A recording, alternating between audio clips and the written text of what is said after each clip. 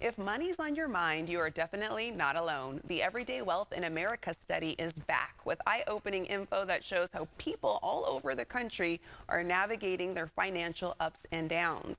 Here to break it down, our financial planner, we have Isabel Barrow from Edelman Financial Engines and journalist and host Jean Chatzky from the Everyday Wealth podcast. Welcome to the both of you. Hi. Nice to see you. Yes, Jean, let's get right into it. This is the third year of the Everyday Wealth in America study. What's one of the most surprising things you found this time around? One of the most surprising things is how not wealthy people are feeling. The percentage of people who say they're feeling flush, feeling wealthy, has gotten stuck at about 12%, including affluent people. And this is surprising because it's been a pretty good year. Wages are up, inflation is down, the markets are doing well. You would think people would be feeling better, but when we dug in a little deeper and asked, what salary would you need in order to not worry about your money anymore? 6 in 10 told us they'd need over $100,000. 25% said they'd need over $200,000. Many are not hitting those numbers. All right, and I mean, that's understandable with inflation and how that's impacting the economy. On the show, we've talked about in the past just how debt is piling up. So, Isabel, we know debt can feel like a huge roadblock to building wealth. Did this year's study shed any new light on how credit card debt is affecting people's financial health? Yeah, it did. And as you mentioned, it's not a surprise, but credit card debt remains the biggest threat to building wealth. More than 40% of those we surveyed said that it was their biggest obstacle. And nearly half of us are carrying a credit card balance every month. And what's especially troubling about that is the number that we're carrying on that credit card. More than 40% owe $10,000 or more, and more than 20% owe $20,000 or more. And paying on this debt, servicing the debt, is taking away from where we should be putting our money on a monthly basis. Other places like saving in an emergency fund or saving in your retirement account. Yeah, and then when you consider those interest charges, it kind of feels like a never-ending pit. Jean, it's no secret that we're all feeling a bit of a squeeze these days, but is there one group maybe being hit or targeted more than the rest? According to the results of this survey, Gen X is feeling it the hardest. That makes sense. These are the 44 to 59-year-olds who are the sandwich generation. They're trying to get their kids through college.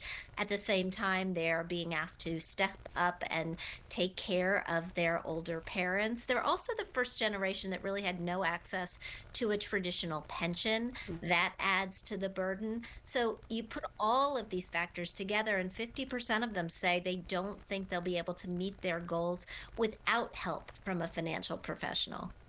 And I mean, Isabel, politics are top of mind for many of us right now. How is that influencing what people are doing with their money?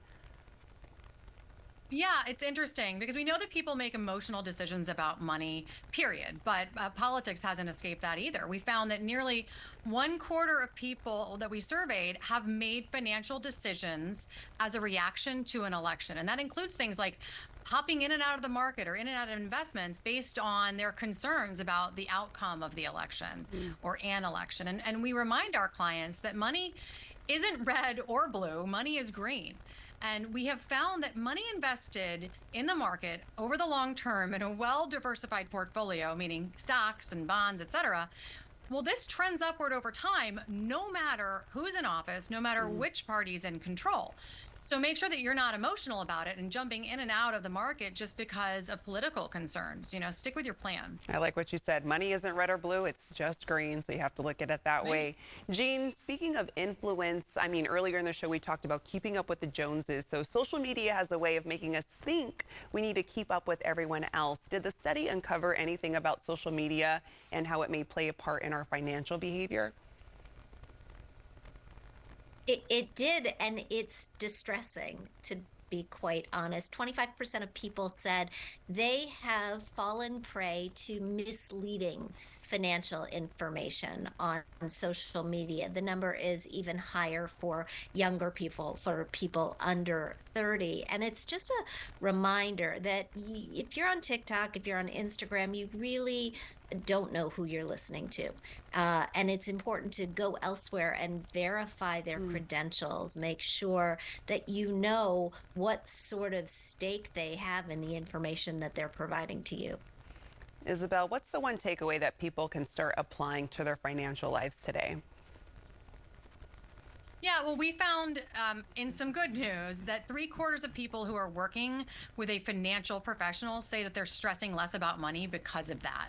And so I think the takeaway is that no matter how you feel about money, no matter where you are in your journey, having an expert in your corner can be a huge help. And it's the main role that I and my colleagues here at Edelman Financial Engines, the main role that we play for our clients is navigating those kind of complex decisions around life and money.